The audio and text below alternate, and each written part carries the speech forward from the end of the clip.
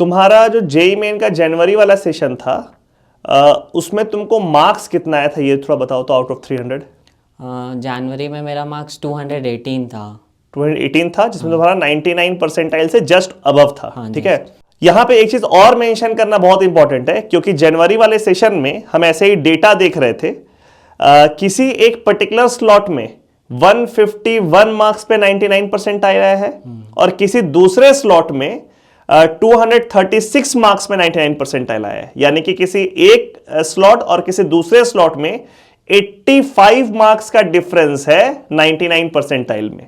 तो अगर कोई बच्चा एग्जाम दे रहा है और उससे कम क्वेश्चन बन रहा है एग्जाम में, इसका मतलब यह नहीं कि उसको खराब परसेंटाइल आएगा। ऐसा हो सकता है कि वो पेपर कंपैरेटिवली थोड़ा सा मुश्किल हो और उस पेपर में कंपैरेटिवली लेस प्रिपेयर्ड स्टूडेंट अगर बैठे हुए होंगे तो कम मार्क्स पे भी उसका परसेंटाइल अच्छा आ सकता है। जैसे मेरे को याद आता है, तुम्हारे बैच में एक लड़का था जिसका 99.5 परसेंटाइल था और उसका मार्क्स कुछ 170s में था। एग्जैक्टली कितना था? 171 मार्क्स पे 99.5 परसेंटाइल उसका आया था, क्योंकि उसका पेपर उस स्लॉट में चला गया था जो 151 वाले में 99 परसेंटाइल था।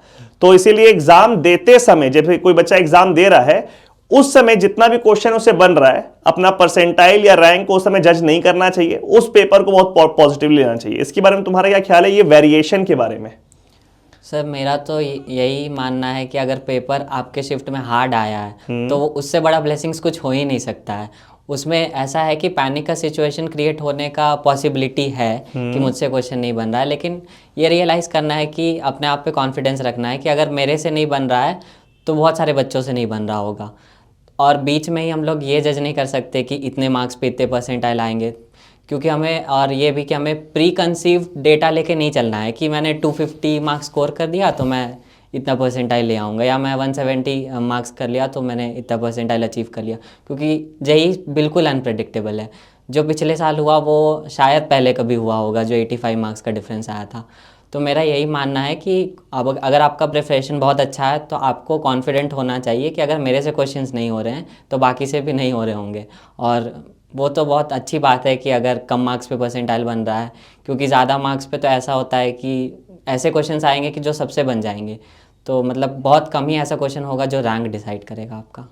मतलब मेरे को ऐसा लगता है कि कैसा भी पेपर आए, चाहे वो पेपर इजी आए, चाहे वो एवरेज आए, चाहे वो मुश्किल आए, हमेशा सिलेक्शन वेल प्रिपेयर्ड बच्चों का ही होगा। हाँ, अगर बच्चे वेल प्रिपेयर्ड हैं तो वो इजी क्वेश्चन को जल्दी बनाएंगे, उसमें टाइम कम कंज्यूम करेंगे और सिली मिस्टेक कम करेंगे। और अगर मुश्किल सवाल आएगा तो उसमें भी उनका परफॉर्मेंस बढ़िया रहेगा। जो बच्चे वेल प्रिपेयर्ड नहीं है, हो सकता है कि इजी पेपर को देख करके वो एक बार जरूर खुश हो जाए कि क्वेश्चन उनसे बन रहा है, बट उनको नहीं पता है जो बच्चे ज्यादा प्रिपेयर्ड हैं वो उसी सवाल को कम समय में ही बना रहे हैं और वहां पे उनका स्ट्राइक रेट भी ज्यादा है।